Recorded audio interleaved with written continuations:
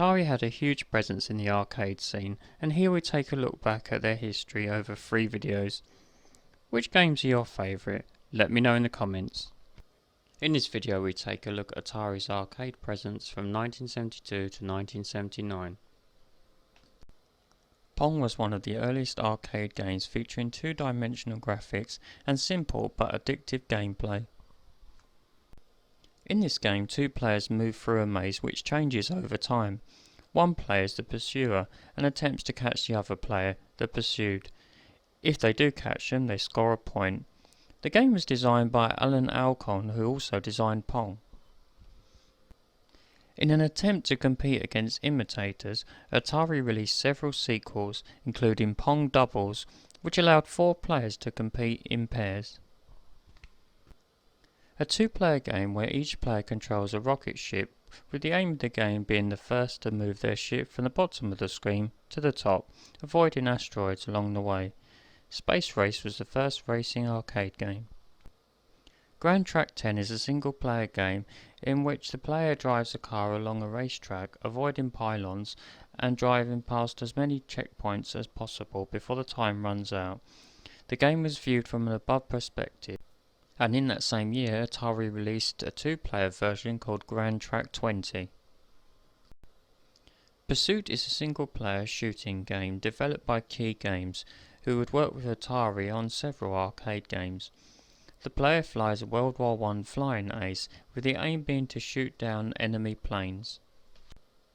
In this single-player game, players use a rifle-shaped light gun to fire at ducks that fly across the screen one at a time. Rebound is a 2-player sports game in which each player controls a paddle on either side of a volleyball net. Players bounce the ball back and forth across the net with the goal of scoring points by having the ball reach the bottom or side of the other player's half of the screen. The game is similar to Pong in appearance and style. In this game, 2 players drive tanks through a maze while attempting to shoot each other and avoid mines. Players control their tanks with a pair of joysticks, and the game is viewed from above. A 2-player fixed shooter with the object of the game sees players competing to shoot down more planes than their opponent in the time limit. Crash and Score is a driving game which simulates a demolition derby in which players compete by smashing each other and running over randomly appearing numbered flags within a time limit.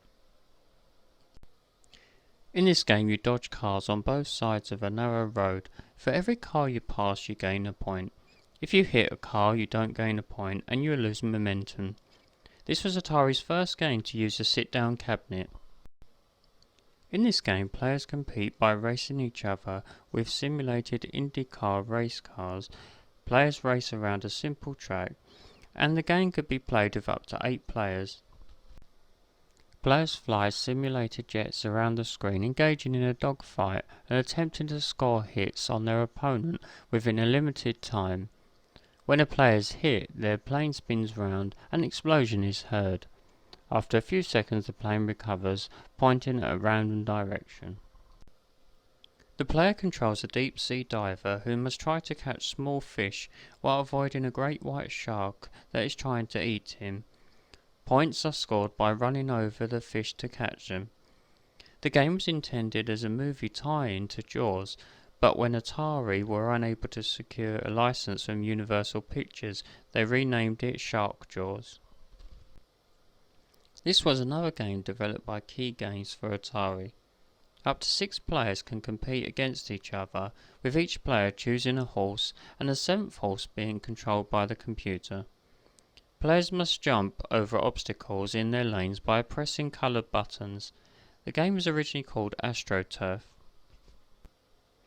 Tank 2 was a follow-up to the original Tank game and featured identical gameplay, but the maze could be changed by modifying the circuitry.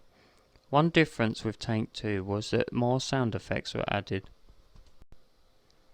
Breakout was an addictive game in which players control a ball that bounces off their paddle to hit rows of bricks, with the goal being to destroy all of the bricks. Breakout was a huge commercial success in arcades in both the US and Japan. Indy 4 is similar to gameplay to that of Indy 800 that was released in 1975. In this game, up to 4 players can take part. This was the first video game based on Le Mans racing and was situated in an upright standing unit. Night Driver is a racing game and is considered one of the earliest first-person racing games. In the game, the player controls a car which must be driven along a road at night without crashing into the sides of the road. The game had 3 levels of difficulty and is controlled by a single pedal, a steering wheel and 4 selection levers for changing gears. A single-player game in which the player goes against the computer in a battle to see who can draw their gun the fastest and score points. Outlaw was Atari's response to Gunfight, which Midway released a year earlier. Another arcade game developed by Key Games for Atari. The game, as the title suggests, is a computerized version of a quiz show in which players answer multiple choice questions from a range of categories. Sprint 2 is a racing game which introduced the concept of a computer car that had the intelligence to drive itself around the course, as opposed to previous games where the computer car's route was predetermined. Sprint 2 wasn't a sequel to Sprint 1, but instead referenced the fact that it was a 2-player game. This game could be played by 1 player or 2 players alternating. The game was in the style of the Evel Knievel craze at the time, and allows the player to perform simulated motorcycle stunts. Tank 8 was the next game in the popular Tank series, and featured 8 tanks and players simultaneously. In this game, the player and 1 opponent must fly a blimp or biplane over a canyon full of numbered circular rocks which are arranged in layers. The player does not control the flight of the vehicles, only the pressing of a single button to drop a bomb onto the rocks and give points once they're destroyed. A single-player action game where the player attempts to sink ships and destroy submarines. This game is reminiscent of the Snake game found on mobile phones in the 90s. Dominoes can be played by 1, 2 or 4 players. Players must compete by surrounding each other with lines of dominoes and change direction whilst avoiding hitting a wall, their own dominoes or an opponent's dominoes. If this happens, the dominoes in their line will fall down, and at the end of each round a point is given to the winner of that round. Sprint 4 and Sprint 8, a 4-player and 8-player version respectively, were released in 1977, a year after Sprint 2 was released. Both these games were colour versions of that game. In this game, the player has to destroy alien spacecraft while manoeuvring their ship through star and asteroid fields. The game features a first-person perspective and gets a lot of its inspiration from the TV series Star Trek. This is also the first arcade game to feature an Easter egg. A single-player game which sees the player steering a yellow Volkswagen Beetle along a scrolling track, avoiding boundaries and obstacles along the way. The game was originally called City Driver. What was unique about this game at the time was that it in fact contained 3 different games, which had to be changed by the operator. The 3 games were Hit the Bear, Witch Hunt and Raccoon Hunt. The object of each of the 3 games was to earn the most points before the timer ran out. Atari Football, which was also simply known as just football, was a game based on American football and is notable for using a trackball to control gameplay.